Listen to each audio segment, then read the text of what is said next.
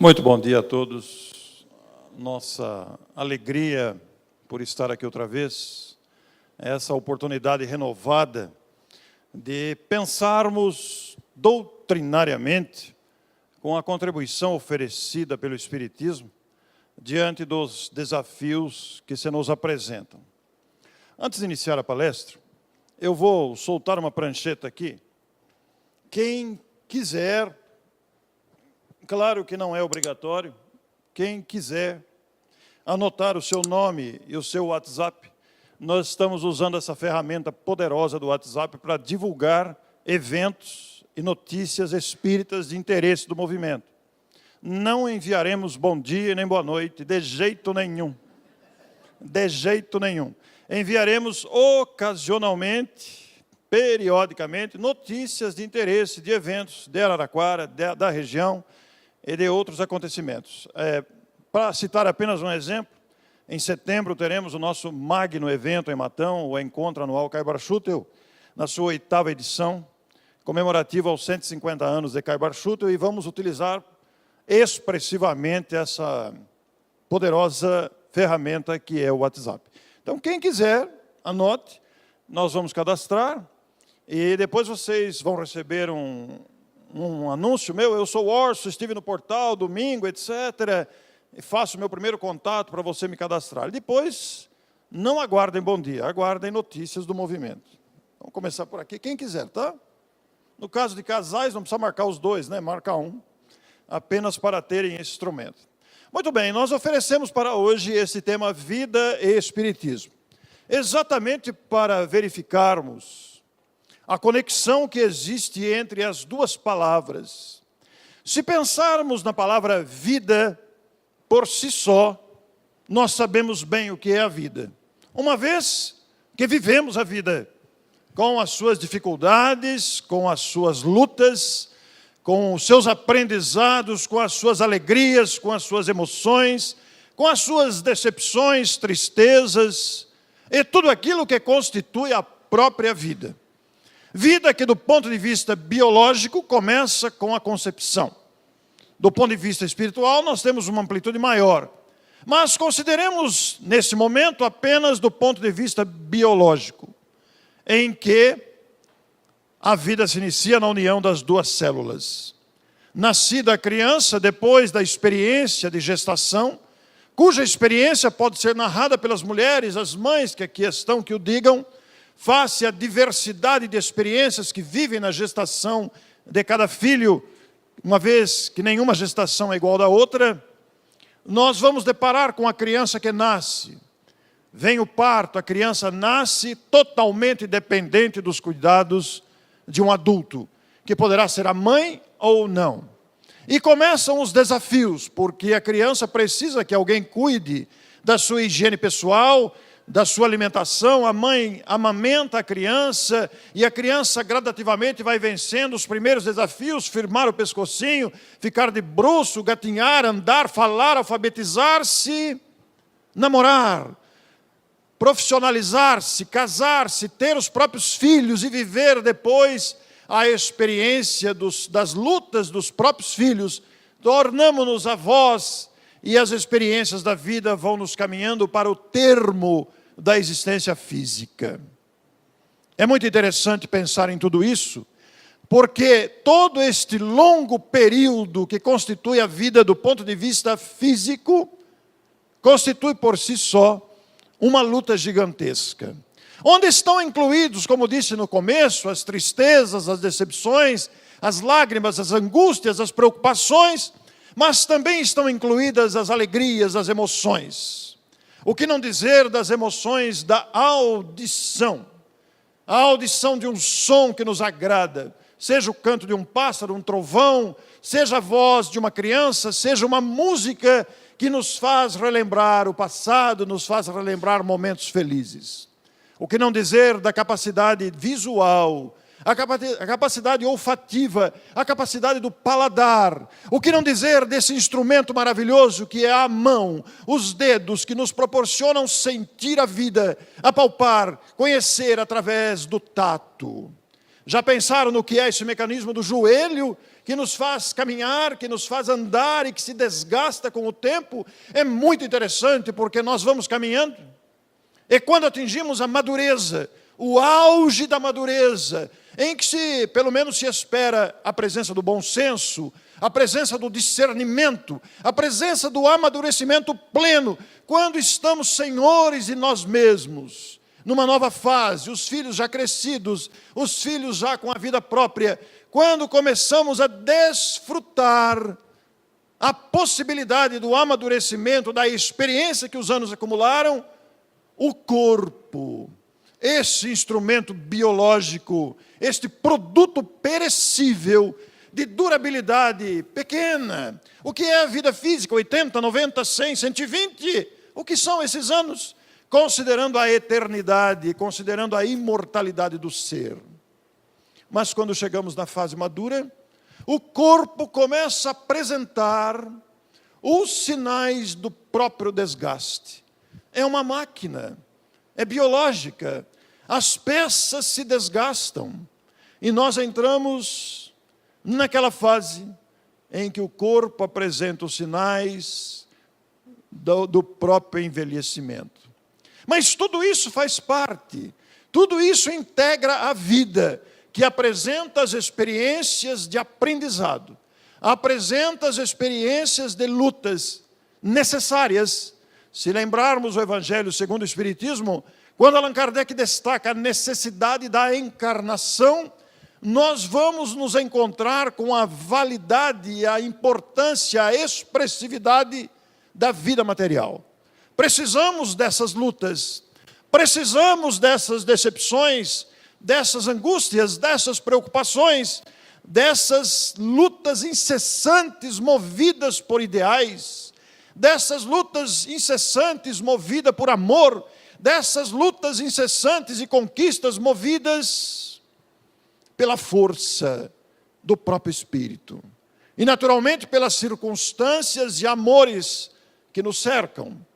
Tudo isso é necessário, porque é exatamente nos embates próprios com a gente mesmo, com as lutas externas, com a luta da sobrevivência, com a luta com as enfermidades, com as lutas dos conflitos de relacionamento, com aquilo que a inteligência nos convoca a pensar, a refletir novamente, a buscar caminhos, alternativas de solução das dificuldades.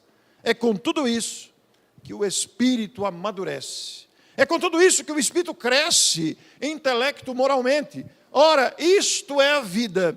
Mas quando nos conectamos com o espiritismo, nós vamos ver a perfeita conexão que há entre vida e espiritismo. Poderíamos até afirmar, vida é espiritismo, espiritismo é vida, porque esta doutrina extraordinária, esse seu conteúdo, explica o que é a vida, quais as razões do viver, por que sofremos, por que das aflições, por que das lutas, de onde viemos, o que somos, para onde vamos, o que estamos fazendo aqui, qual a finalidade de viver. Para que tudo isso? Deus não poderia ter criado todos nós perfeitos? Mas, quando tomamos contato com o Espiritismo, nesse arcabouço extraordinário de conhecimentos, apresentados à humanidade a partir do Livro dos Espíritos, vamos sentir a grandeza desta organização didática de ensinos, elaborada, organizada, separada, didaticamente pela genialidade intelectual de Allan Kardec. E aí vamos estudando a doutrina, participando, debatendo, ouvindo, refletindo, pensando. Nós vamos compreender o que é a vida, por que ela é assim, como funciona esse mecanismo. Em primeiro lugar, os princípios fundamentais nos dão uma visão clara da própria vida, a existência de Deus, a imortalidade da alma, a comunicabilidade dos espíritos, a multiplicidade dos mundos habitados, a comunicabilidade dos espíritos e também a lei de evolução através da reencarnação, embasados no Evangelho do Cristo.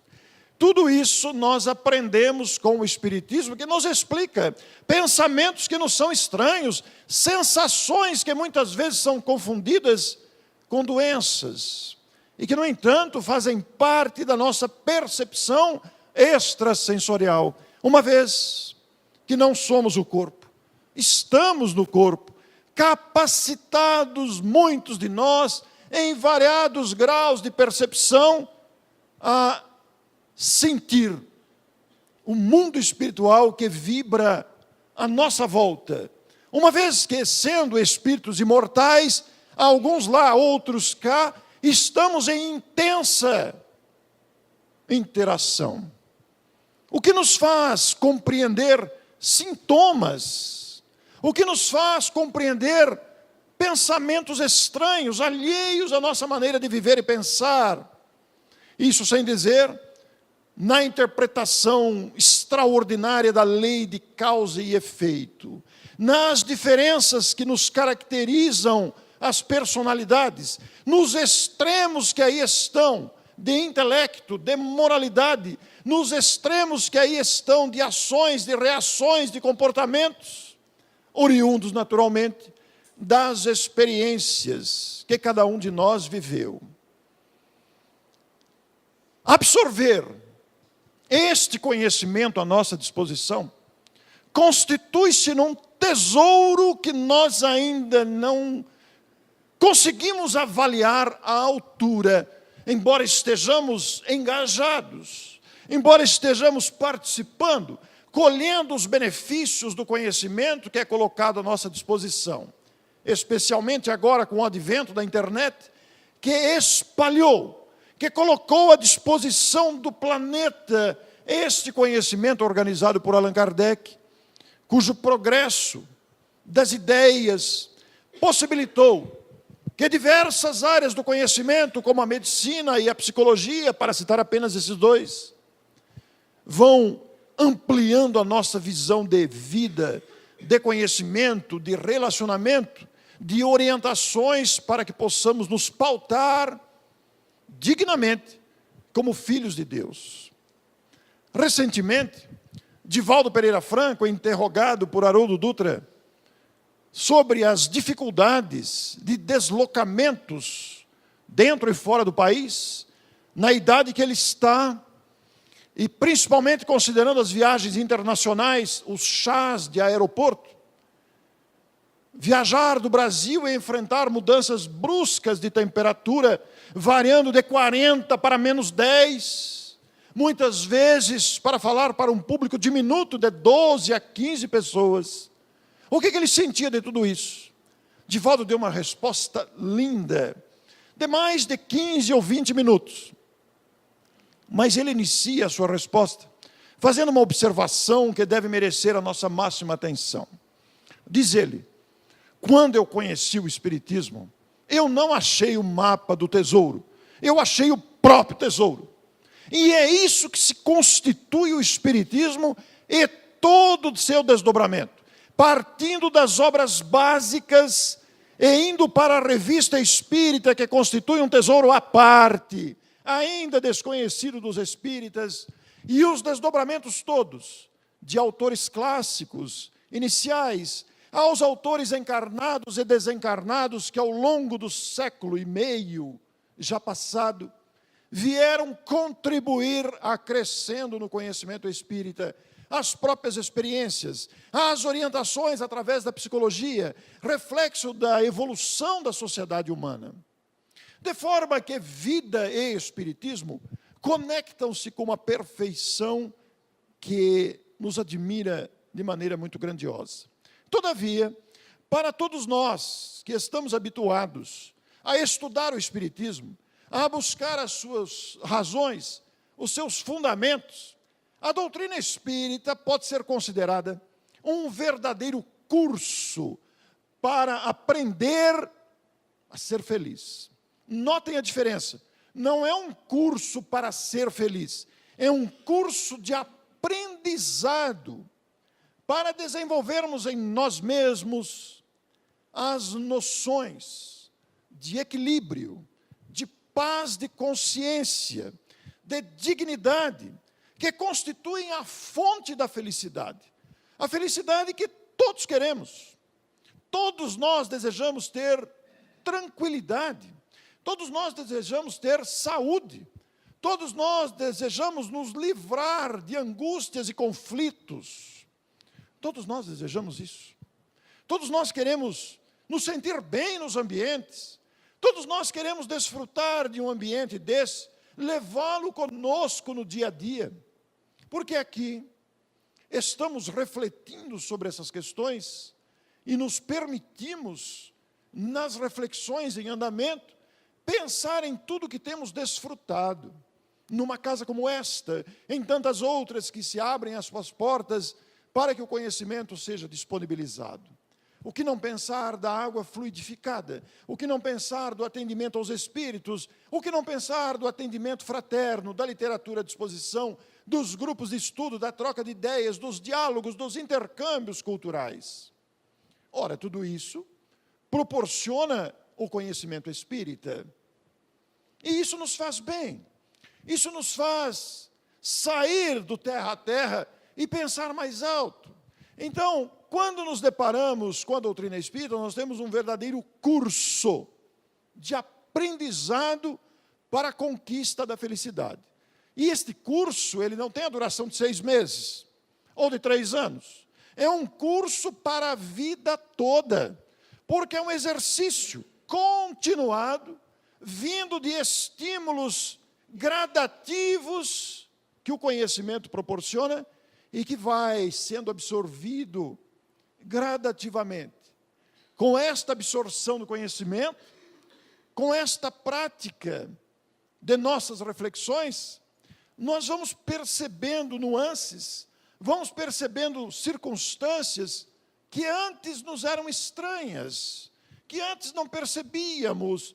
Vamos percebendo, por exemplo, a importância do perdão, vamos percebendo a importância da honestidade, vamos percebendo a importância da solidariedade, o quanto isto tem importância para a nossa postura de felicidade.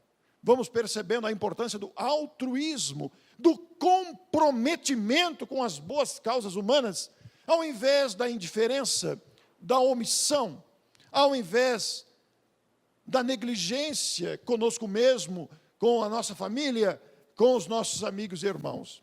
E pensando nesse curso, nós selecionamos alguns trechos curtos do Livro dos Espíritos, para que possamos juntos aumentar esta percepção do quanto nos oferece. Estas orientações foram extraídas parcialmente, é claro, parcialmente das leis de propriedade, de progresso e da lei de liberdade. São 2 das leis divinas.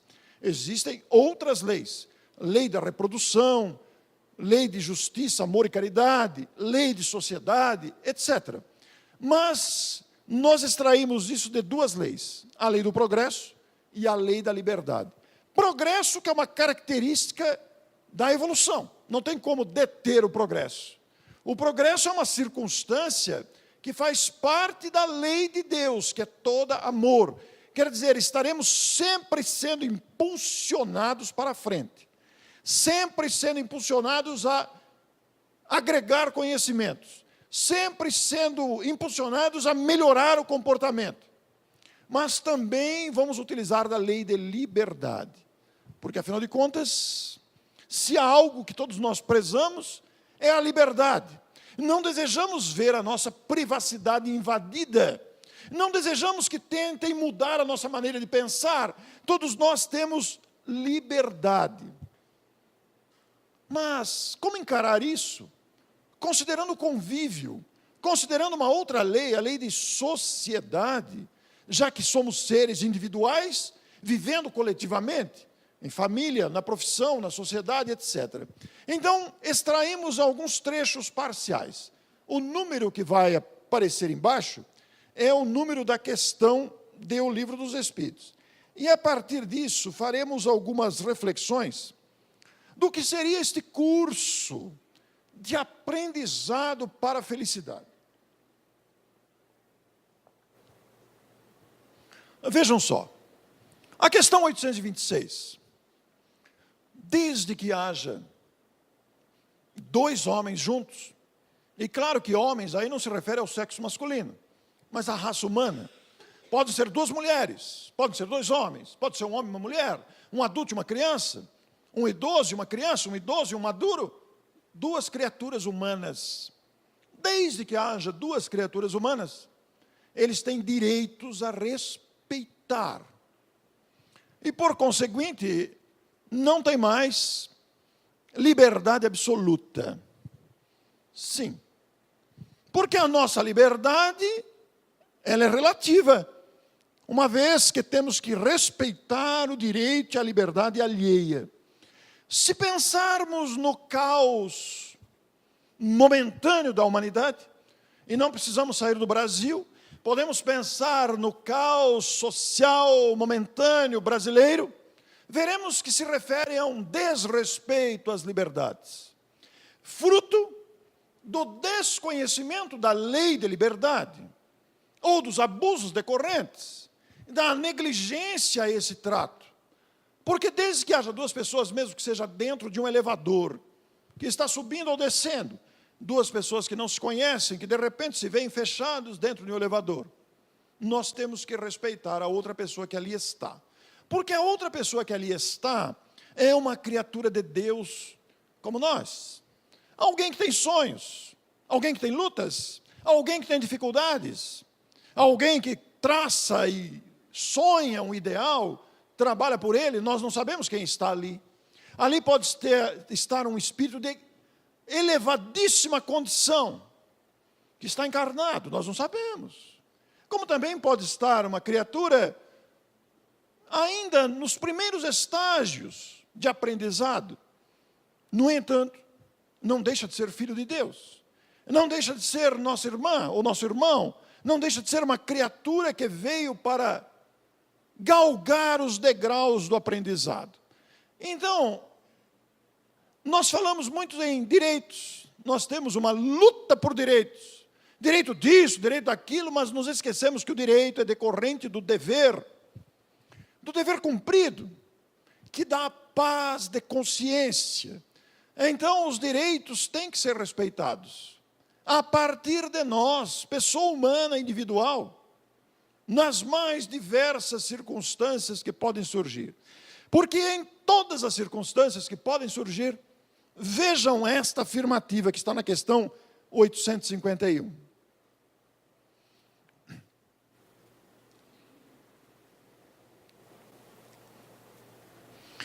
Somos sempre donos, senhores absolutos desta liberdade que temos, deste ímpeto de ceder ou resistir. Ceder a quê? Ou resistir a quê? Ora, são tantas questões aí que podem ser enquadradas. As paixões variadas do poder, do sexo, do dinheiro, da gula, da comodidade, da preguiça, da negligência, da omissão, da indiferença, do egoísmo, da humilhação. Somos senhores de ceder ou resistir. Resistir à vontade de pular no pescoço e esganar. Resistir à vontade de falar um palavrão. Vontade de desistir de tudo e abandonar tudo. De vez em quando dá vontade. Não dá? Diante dos obstáculos todos, diante das dificuldades contínuas e gradativas, estejamos preparados. Após a superação de uma dificuldade, vem outra. Mas qual é a finalidade disso? Por que a vida não podia dar um pouco de sossego?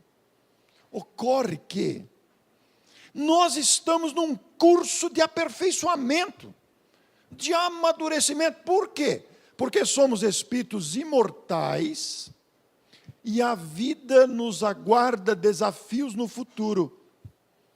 Por isso nós temos que galgar experiência agora, e não é só agora, nesta multiplicidade de existências, da vida que é única, que se apresenta variada, em diversos corpos, nações, mundos, famílias, experiências, épocas, condições, para amadurecer, adquirir experiência.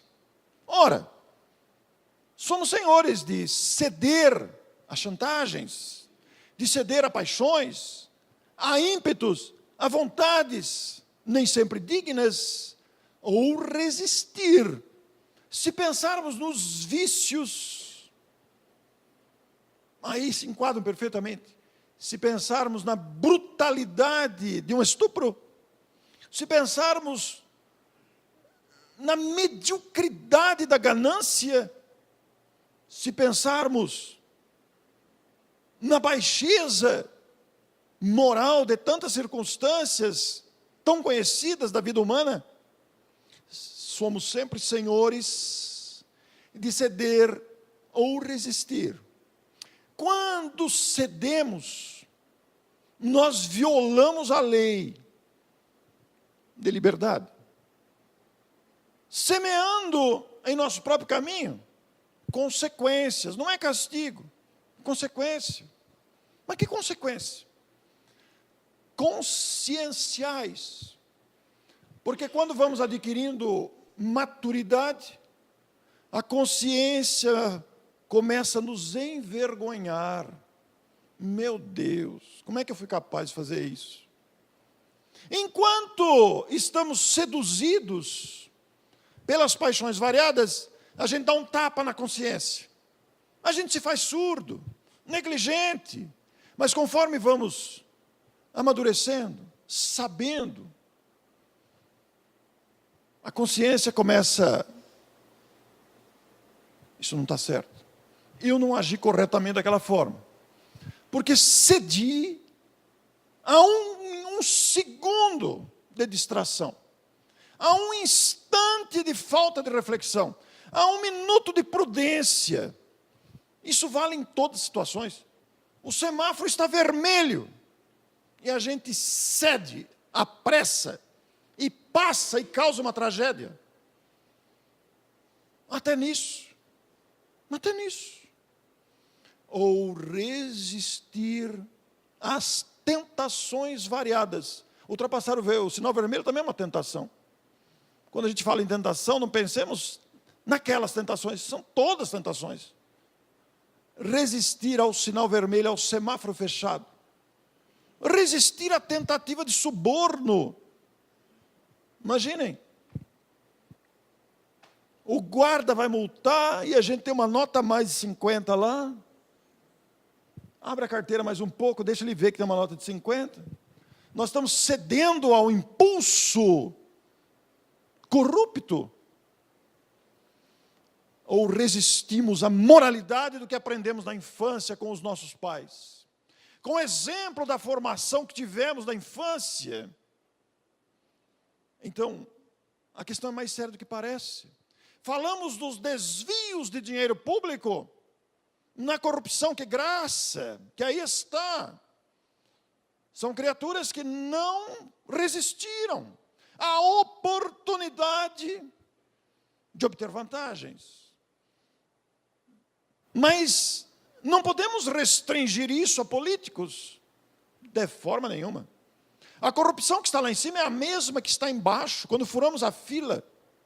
Quando queremos dar um jeitinho, vocês vejam que curso nós temos que fazer para aprender a resistir às circunstâncias que nos favoreçam em prejuízo de alguém.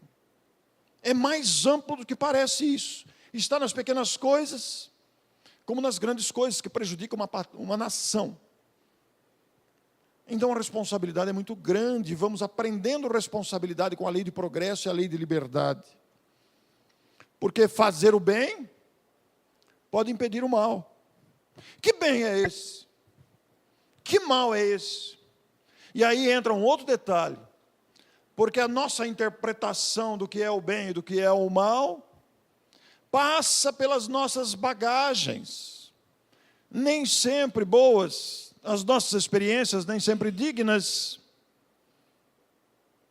O que é o bem para mim pode não ser para você e vice-versa, e o mal a mesma coisa, porque a interpretação do bem e do mal, ela é às vezes adaptada aos nossos interesses,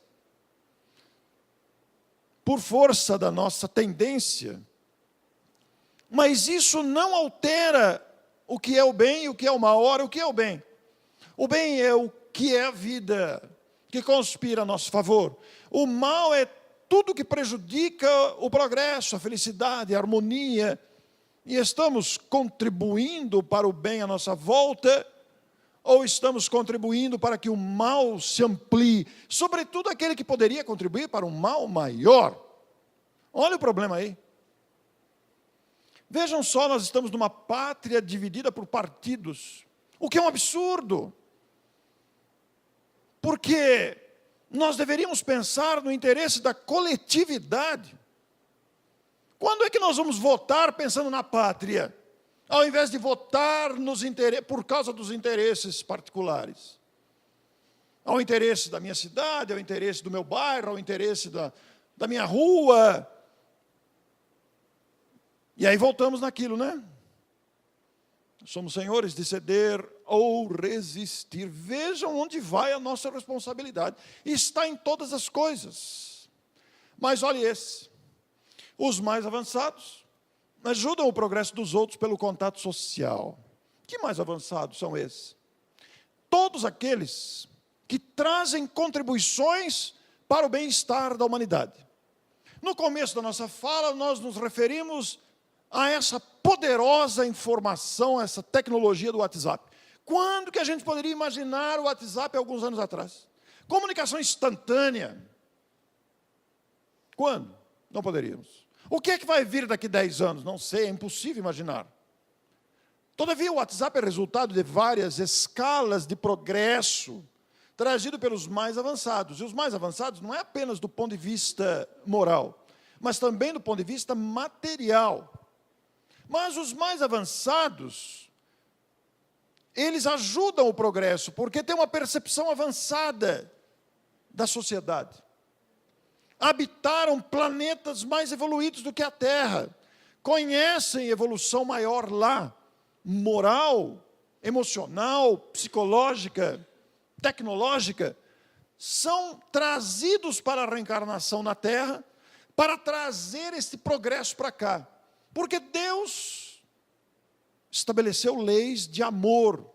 E Deus não quer que a gente sofra. A gente sofre porque a gente é teimoso, radical, extremista, egoísta. Mas isso é motivo de desânimo? Não, nós estamos aprendendo que isso não serve.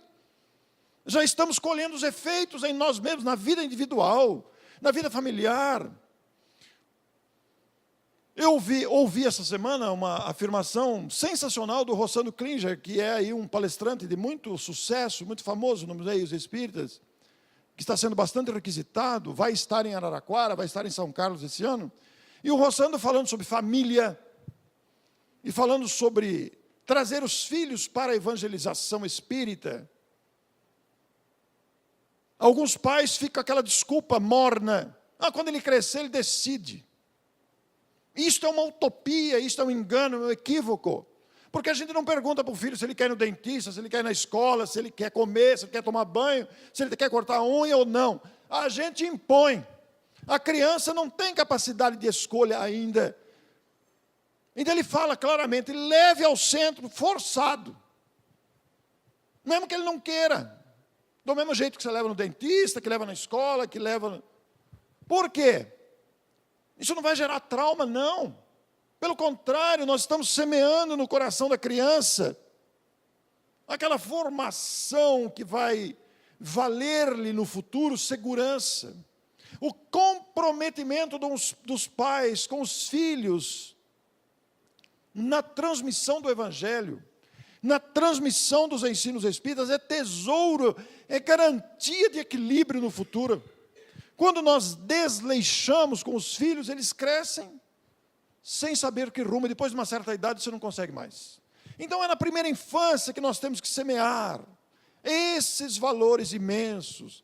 Nós não somos avançados, mas nós temos a experiência da vida. Nós já sabemos o que é certo e errado. E nós podemos ajudar o progresso dos nossos filhos, ofertando-lhes o tesouro do Evangelho e do conhecimento espírita. Mas aqui, voltando aos mais avançados, pelo contato social. O contato social é essencial, nós aprendemos muito uns com os outros. Estamos sempre aprendendo uns com os outros. Porque através desse intercâmbio das ideias, porque através desta troca de impressões, e pela vinda e contato com criaturas mais amadurecidas, nós vemos exemplos, nós vemos comportamentos saudáveis, e pensamos bom, isso aí para mim não serve, ou serve, é bom ou não, quando vemos algo que não condiz com aquilo que aprendemos. Vocês querem ver uma coisa interessante? Nós, os palestrantes, devemos muito assistir palestra de outros palestrantes. Isso é uma coisa que eu prezo muito, eu adoro, gosto muito de ouvir palestra de outros palestrantes. Porque a gente vai criando referências. Olha, isso não ficou bom, isso ficou ótimo, posso usar. Isso não serve, isso é... Nossa, que ideia genial. Ao invés daqueles que falam, eu não preciso mais, eu já sei. E só vai no centro para fazer a palestra. Porque não precisa ouvir mais ninguém. Não. Isso é um equívoco largo. Nós precisamos muito do contato social. Porque, às vezes, o palestrante que nós estamos ouvindo, o outro palestrante que nós estamos ouvindo, naquele instante ele está sendo assessorado por uma entidade de grande envergadura moral, e a depender da sua sintonia, da sua sensibilidade, ele poderá captar ensinos que poderão despertar-nos. Nossa, como que eu não pensei nisso antes? Então, o contato social é essencial. E quando vamos ao centro, trazemos os nossos filhos, não é trazer e ir embora, é ficar com eles. Nós estamos também no contato social com outras famílias, com outras crianças. As crianças precisam disso. Vocês viram a minha netinha aqui? É a primeira vez que ela sai comigo assim, num dia de palestra, sozinha comigo. Estava envergonhada, ficou agarrada na minha perna aqui, mas encontrou a Clarinha lá, na hora se soltou. Contato social, amizade, fraternidade. Nós precisamos muito disso, como criaturas em aprendizado, porque, olha isso, não sou eu que estou dizendo, está em O Livro dos Espíritos, questão 783, vejam a atualidade desta informação. O Livro dos Espíritos foi publicado em 1857. Quando um povo não avança, que povo é esse? Isso aqui pode ser uma família, uma cidade, uma instituição, não necessariamente religiosa, uma empresa, uma nação. Quando um povo não avança por quê? Por comodismo, por preguiça, por negligência, por indiferença, por desviar os focos. Quando uma família, uma nação, uma instituição, uma empresa não avança, Deus, que é a inteligência suprema, bondade absoluta, amor em toda a sua grandeza e extensão, suscita de tempos em tempos um abalo físico, terremoto, maremoto, tsunami, mexe com as estruturas. Por quê? Para judiar, para castigar? Não, em absoluto. Para provocar o desenvolvimento da inteligência. Espera aí, está tendo terremoto, o que nós podemos desenvolver aqui? Olha o que a enchente fez. E a inteligência humana vai criando mecanismos, um abalo físico ou moral. Nós estamos passando isso aqui, um abalo moral no país, uma nação vivendo um abalo moral, sem proporções. Está nos convidando o quê? A transformação do quê? Das leis, da legislação obsoleta, não serve mais, está ultrapassada. Nós, os humanos, adaptamos a lei aos interesses de grupos, de pessoas, etc. A lei de Deus não, ela nunca muda, ela é perene. ela permanece para sempre, com equilíbrio, com justiça, com amor, com bondade. Então, quando a gente não avança e está escravo das paixões, escravo das seduções de toda espécie, escravo do comodismo, escravo dos interesses desfocados, Deus suscita um abalo físico, uma destruição. Morre gente? Morre. Mas aqueles que morrem estão enquadrados também na lei, seja por necessidade, por expiação, por aprendizado. Não é castigo, nunca é castigo. Nunca. Guardemos isso na cabeça. Deus não castiga, em hipótese alguma. Mas as suas leis determinaram consequências. Ou moral, que transforma. Por quê? A gente fica escolado. A gente leva tanta lambada, que fala, não, isso não está certo. Não pode ser desse jeito. E a gente começa a perceber que é preciso provocar uma alteração. Aí entra a lei de destruição, desconstruir o modelo ultrapassado e construir de novo. Não é fácil. Demora tempos, décadas. Mas, olha aí, não sou eu que estou falando, está no livro dos Espíritos. E nós estamos vivendo uma experiência dessa. Vejam que curso de aprendizado para ser feliz. Por que estamos infelizes, preocupados, angustiados? Consequência de um comportamento inadequado. Não vamos restringir isso a políticos, de forma nenhuma. A mediocridade que está nos poderes reflete a nossa mediocridade. Convenhamos, nós evoluímos muito na tecnologia, mas moralmente ainda somos medíocres, ainda temos raiva, ainda guardamos vingança, queremos tirar proveito, não aprendemos ainda a lei da liberdade, do amor ao próximo. Por isso que é preciso o excesso do mal. Pergunta 784. Para fazer compreender a necessidade do bem e das reformas. Olha que atualidade isso daí. Quando é que nós vamos adquirir civilidade, patriotismo, cidadania? É preciso o excesso do mal. É o que nós estamos vivendo. E dizem que não chegamos ao fundo do poço ainda. Excesso do mal. Para fazer compreender a necessidade do bem. Bem que traga tranquilidade, que traga harmonia, equilíbrio, paz de consciência e das reformas. Que reformas? Educacionais, artísticas, políticas, morais, intelectuais, trabalhistas. Por isso que nós estamos vivendo esse rebuliço completo na sociedade humana. Para que haja o bem. O amor é a lei de Deus. E como nós ainda estamos nos ajustando, estamos meio tentando entender. E aí a gente pensa na vida, suas dificuldades, seus desafios, mas pensamos também na grandeza do Espiritismo. Nós que aqui estamos, nós que já somos visitados pela grandeza do Espiritismo, comprometamo-nos com a grandeza do Espiritismo. O que é comprometer-se com o Espiritismo? Temos uma exata noção do que é comprometer-se com o Espiritismo? É virar fanático espírita? Não, em absoluto. Se há uma coisa que não é espírita, é o fanatismo. Você vai a toda hora falar, isso é coisa de vida passada, isso tem que...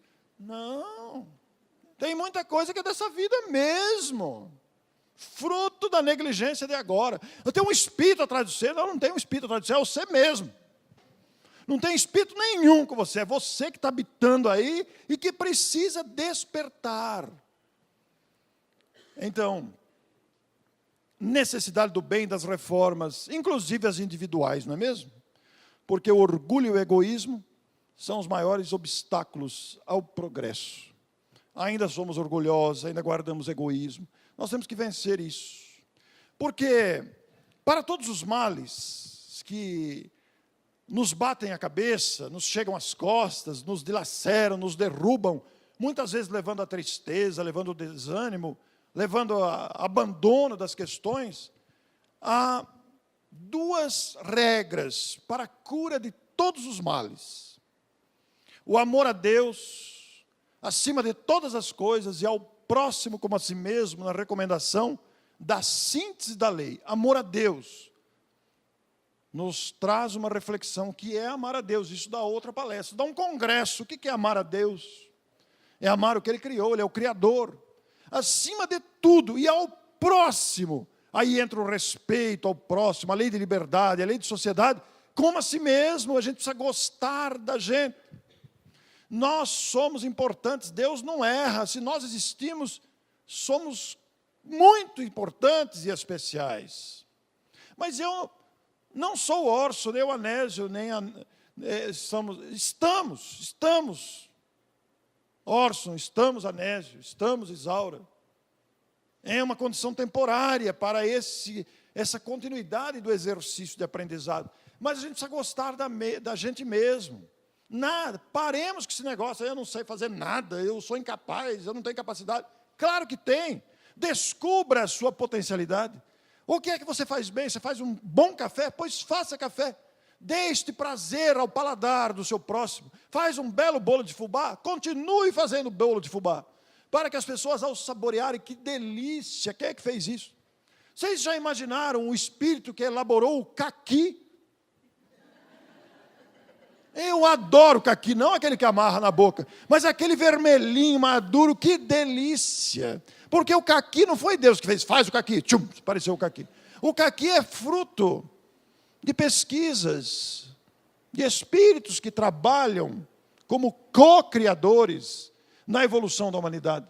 Imagine o espírito que cria perfumes. Na Revista Espírita, nós vamos ter uma entrevista de um perfumista. Allan Kardec entrevistou um perfumista, um espírito especializado em perfumes. Porque aqui na Terra nós temos especialistas em todas as áreas. Outro dia conversei com a esposa do Wilson Ortiz, que é um palestrante de São Carlos, não sei se ele já veio aqui. O Wilson é um ótimo palestrante, vou indicar para vocês. Olha. A mulher dele é especialista em peixe. Ela é doutora em peixe, sabe tudo de peixe. Outro dia eu fui falar em São Carlos, saímos para almoçar com eles, o casal, e eu comecei a fazer um monte de pergunta para ela, de peixe de água doce, peixe de água salgada. Mas como sabe de peixe a mulher? Especialista em peixe. Ora, no mundo dos espíritos é a mesma coisa. Existem os especialistas. E Allan Kardec entrevistou um especialista em perfume. Sabe o que ele fazia? Ele visitava hospitais e cadeias e procurava entre os encarcerados e os doentes aquele que estava mais abatido, aquele que estava mais sem esperança. Sabe o que ele fazia? Com a sua capacidade, espírito evoluído, ele vasculhava na memória espiritual, não precisava ser daquela encarnação, na memória espiritual do espírito, um perfume que lhe faria feliz. Fruto de uma convivência, o perfume da mãe, o perfume da noiva, o perfume da namorada, o perfume de um local, algum perfume, algum cheiro, que lhe trazia recordações felizes. Sabe o que ele fazia? Ele ia e procurava o perfume, ou produzia o perfume, e trazia fluidicamente na cela ou no quarto do hospital. Aquele aroma entrava pela janela, e entrava nas narinas do doente ou do preso, e aquilo acionava os neurônios, e o espírito recordava fatos que o deixaram feliz, em alguma época de sua vida, na presente ou em anterior existência. E com isso o espírito recobrava a esperança. Ai, que saudade, que tempo bom, aquele ficava feliz. Quando ele ficava feliz, as barreiras da tristeza, da inconformação, da revolta, do abatimento, se diluíam e os benfeitores podiam ajudar. Olha que coisa bonita. Porque vejam, quando a gente vai tomar passe, se a gente está com raiva, se a gente está inconformado, revoltado, chateado, O passe cai como se fosse um guarda-chuva, assim, ó, e escorre na beirada. Assim, os fluidos. É uma figuração isso. É uma figura de linguagem, apenas para explicar. Porque nós criamos uma barreira que impede o auxílio dos Espíritos. Agora, se a gente se esforça, apesar da tempestade em volta, se a gente se esforça pela bondade, pela renúncia, e gosta da gente mesmo, se esforça por entender o próximo e eleva o pensamento em gratidão a Deus, o passe adentra completamente a gente. Mas há uma passagem engraçada, porque Allan Kardec também entrevistou um glutão, um espírito que tinha saudade de comida.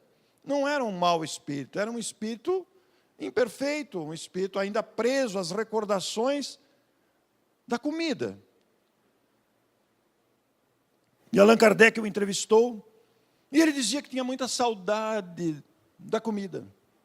E ele entrava nas casas na hora do almoço, ou ia nos restaurantes, para sentir o aroma da comida. Allan Kardec falou, não, mas você está desencarnado, você agora precisa se libertar disso, porque a comida é uma necessidade física. No mundo espiritual você não vai comer um franguinho, você não vai comer uma batata frita, não vai comer um pastel, nem caqui. Mas você estando encarnado, você vai se alimentar. E esse espírito estava com saudade de comida. Depois que Allan Kardec explicou tudo para ele, está na Revista Espírita. Agora eu me vou. Onde você vai? Ele falou, agora eu vou procurar uma janta para eu sentir. Então, são situações engraçadas. Mas ele amava assim, não era mal. Ele apenas era apegado à lembrança da comida. Vejam só. Mas, aqui está o grande segredo da felicidade, né? Decorrente daquele, naturalmente. Aprender a fazer ao outro somente o que gostaria que o outro me fizesse. Veja como nós estamos deixando de viver isso. Veja como a sociedade está como está por ausência dessa regra básica que cura todos os males. Porque aqueles que se deixam levar pela vaidade, aqueles que se deixam levar pelo ódio, pela ganância, e por todo outro tipo de imperfeição que aí está caracterizando a nossa condição humana, cria doenças, desarmoniza o corpo, e o corpo começa a apresentar os sintomas. Por isso que a doutrina espírita é um curso de aprendizado, para a gente aprender a ser feliz, aprender a perdoar, aprender a esperar, resignar-se, confiar, aceitar-se a si mesmo. Puxa, mas eu sou imperfeito? Sim, nós somos imperfeitos. Mas pense na felicidade que nos aguarda. Deus é amor e criou um mundo de felicidade para nós. Mas nós temos que alcançar degrau a degrau. Por quê? Deus não poderia ter dado esse presente para mim? Acontece que se você tivesse recebido gratuitamente, a gente não valorizaria. Então é no esforço das lutas que a gente valoriza o local de felicidade que nos aguarda no futuro, onde haverá paz, harmonia, não haverá doenças, estaremos vivendo em conjunto com quem amamos e melhor, não estaremos acomodados na preguiça, só desfrutando. A gente começa a olhar para baixo, fala, nossa, quanta coisa por fazer, meu Deus. É por isso que quanto mais avançam os espíritos, intelecto moralmente, mais eles se voltam para nos ajudar. Por isso é que nasce num planeta como o nosso, Madre Teresa de Calcutá. É por isso que vem aqui uma Irmã Dulce, é por isso que vem aqui um Chico Xavier. São espíritos conscientes, eles estão já desfrutando daquela paz de consciência, o interior, mas a consciência do dever do espírito amadurecido faz com que ele volte a seu olhar para a retaguarda, para ir lá estender as mãos aos caídos, aos necessitados de toda a espécie. É por esta razão que o próprio Cristo esteve conosco, semeou o Evangelho, submeteu-se à mediocridade humana. É por isso que Allan Kardec aceitou vir, para nos trazer a doutrina espírita.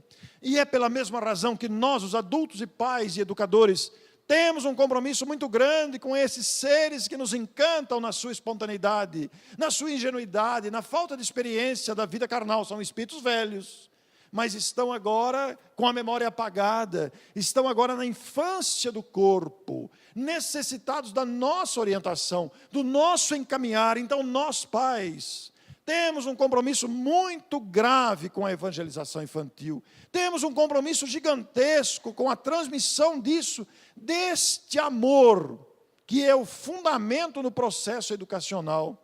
Porque faremos daquela criança pequena, envergonhada, faremos daquela criança que não sabe como agir, faremos isso, faremos um adulto equilibrado. Eu vi uma cena muito engraçada ontem, eu tenho 2 netos, né? E ontem a Cíntia fez um curso e nós ficamos com os netos de manhã. E fomos almoçar no restaurante com os 2, e depois eles quiseram um docinho, então escolheram um bombom cada um. Falei, então vamos levar para casa, come em casa, porque já imagina abrir um bombom no carro, o que ia virar o carro, né? Imagine o que ia fazer. Então chegamos em casa, abrimos o bombom, o pequenininho de 2 anos chegou bem perto da mais velha, ficou olhando para ela e de repente ele pegou o bombom, enfiou na boca e saiu correndo. Quer dizer, a outra já abriu o bocão, aí nós pegamos dele e entregamos para ela, né?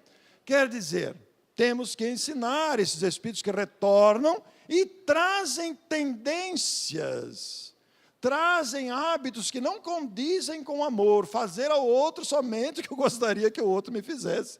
As situações cabem na infância também. Então, o nosso compromisso é muito grave. Observemos, quando chega no domingo de manhã, na hora de vir para o portal, na hora de vir para o centro, está com preguiça, tão bom, dorme. Não, senhora, você vai, é hora de ir, é o seu compromisso, e eu vou junto com você. Estejamos muito atentos a isso, porque essa disciplina continuada forma o caráter, forma o adulto seguro, equilibrado, que toma decisões, que é firme nas suas decisões. A nossa ausência de decisão, a nossa ausência de firmeza e perseverança, será observada, assimilada, absorvida pelos pequenos, que, olha lá, meu pai e minha mãe, eles vão quando dá certo, meu pai e minha mãe, se está chovendo não vai, se está com preguiça não vai. Isso tudo vai pesar, isso tudo vai influenciar para a vida toda. É importante que tenhamos o amor como fundamento no processo educacional, baseando-nos nessas 2 regras, que são remédios, que curam todos os males físicos, inclusive, e os males da alma, como a tristeza, a depressão, etc. E eu quero agradecer imensamente a oportunidade desta manhã. Vocês que anotaram o WhatsApp aí, depois vocês aguardem notícias. E uma das notícias que nós vamos trazer através do WhatsApp é esta, né?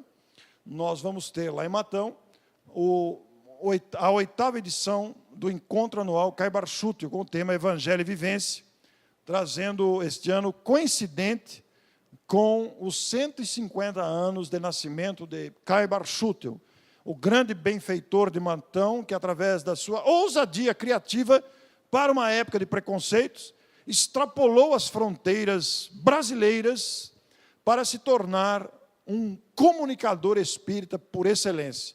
Nós temos aqui os palestrantes, que vão fazer parte do evento, vai ser um modelo diferente dos anos anteriores, como sempre a edição do evento se promove, cada ano ser diferente.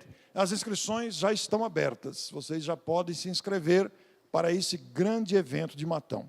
E pensando, para encerrar, pensando na importância de tudo que falamos, na importância da reflexão espírita, eu trouxe 2 livros hoje que não são meus, aliás, 3 que não são meus. Até trouxe os meus, mas quero dar um destaque para essas 2 obras. O Abrigo, que é um livro de Emmanuel Chico, é um livro, como vocês estão vendo, ele não é grosso, ele tem 20 capítulos apenas, e este aqui é uma ternura, é um livro de bolso, aquele é a orientação segura, Abrigo, justamente fazendo jus ao título, diante das dificuldades, especialmente familiares, e também as nossas dificuldades como seres em evolução, repleto da orientação saudável de Emmanuel. E o Prece e Orações. A editora fez lá uma promoção, não pode ser vendido separadamente, nesse caso é o kit. E o kit é R$18. É importante dizer que toda a venda dos meus livros é destinada para o jornal Tribuna do Espiritismo, que é distribuído gratuitamente para todo o Brasil. Foi um compromisso que firmamos e a receita vem especialmente da venda de livros.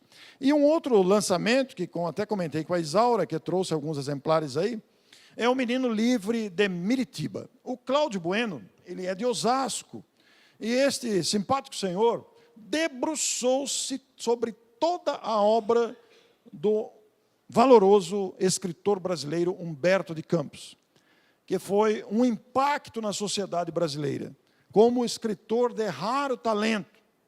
Ele provocou um impacto muito grande na imprensa e na literatura brasileira, ocupou a 20ª cadeira da Academia Brasileira de Letras, faleceu muito cedo, com apenas 48 anos. E aí provocou outro impacto, porque ele, 3 meses após a desencarnação, estava psicografando pelo Chico, e produziu uma obra psicográfica memorável. Ele que, de uma certa forma, ironizou a mediunidade de Chico, quando foi publicado o Parnaso dela em Túmulo. E mal sabia ele que, a partir da 3ª edição, ele mesmo abriria o Parnaso, escrevendo através do Chico. E esse autor, ele se debruçou sobre a obra de Humberto encarnado, que produziu mais de 25 livros, e leu todos os livros de Humberto desencarnado. E num relato romanceado, ele produziu um livro que é uma leitura deliciosa. Deliciosa. E eu me incumbi de divulgar, porque são obras que merecem ser conhecidas.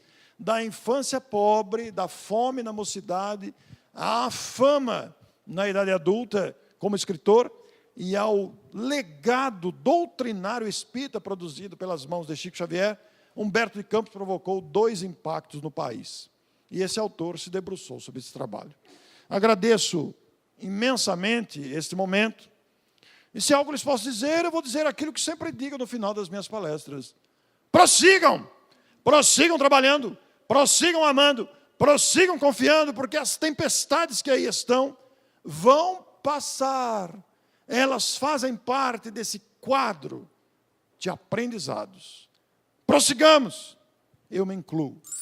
Muito obrigado.